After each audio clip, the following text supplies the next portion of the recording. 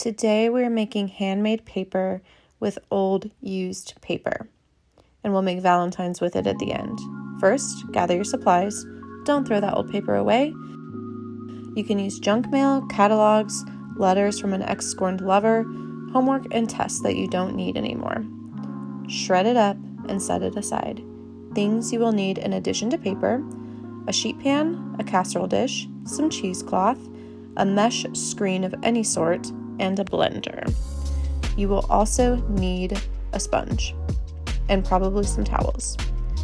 Now we are going to make some paper pulp. Put your paper shreds in the blender.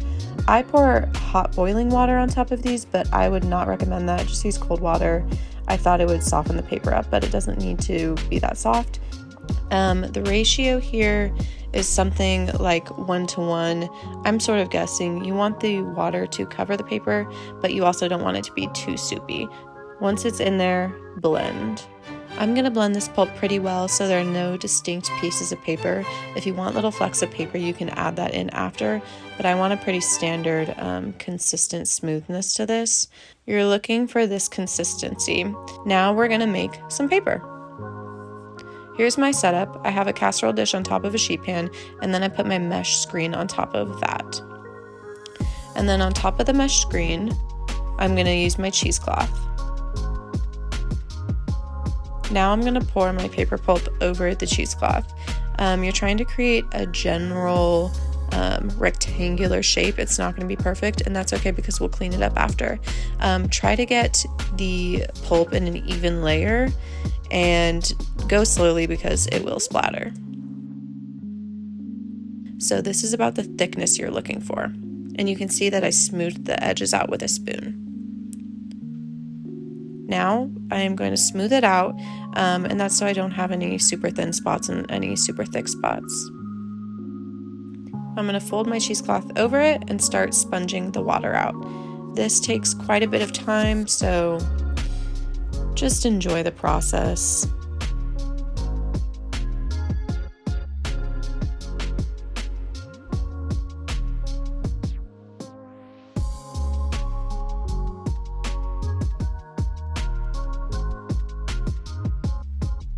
Once I think a decent amount of water is out, I'm going to unfold the cheesecloth and continue to sponge it out.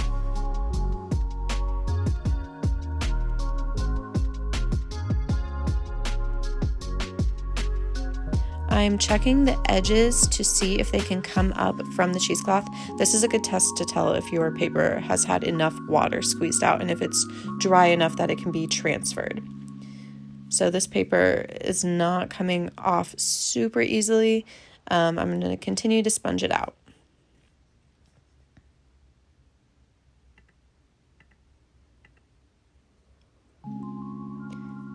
Now I'm going to take the cheesecloth and the paper, and I have a towel laid out next to me. I'm going to bring it over and then release the paper from the cheesecloth.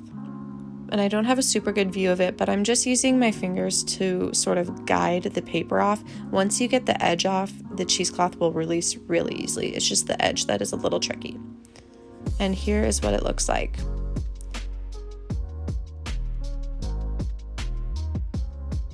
So now I'm going to show you how to add some color.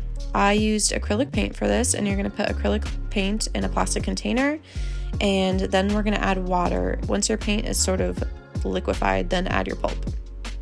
And then I use a little measuring cup, and we're just going to plop it right onto the cheesecloth. There's no right or wrong way to do this. Whatever you do will end up looking really cool.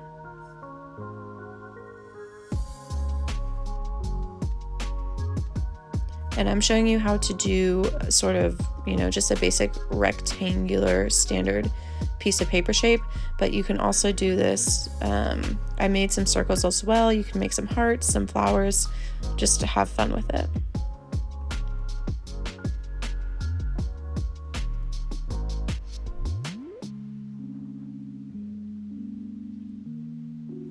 And I'm going to straighten the edges out just like I did the other piece of paper.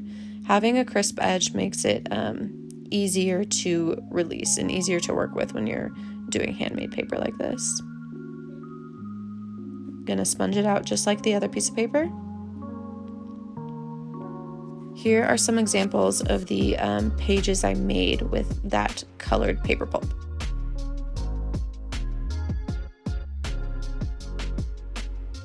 Here are some other versions of paper I made.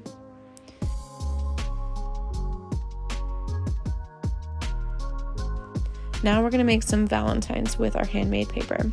You'll need some old brown paper bags, some scissors, and some Mod Podge. Those are the three basics. If you have anything like acrylic paints or colored pencils or crayons, that's great.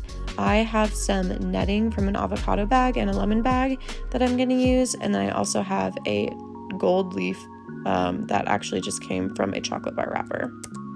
And here you can see me with my handmade paper, and really it is just trial and error and being creative. You can do any shapes, any sizes. The one thing I will recommend is using the brown paper bag to make writing surfaces, because the handmade paper is really beautiful, but it's definitely not easy to write on. So where you would like to write a note to your Valentine, use old paper bag to sort of create a surface for that.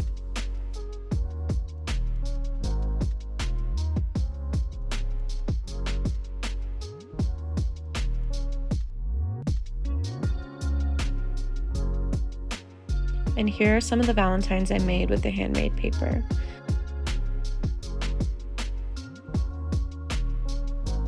I hope that this was helpful and that you get to make some sweet handmade recycled Valentines.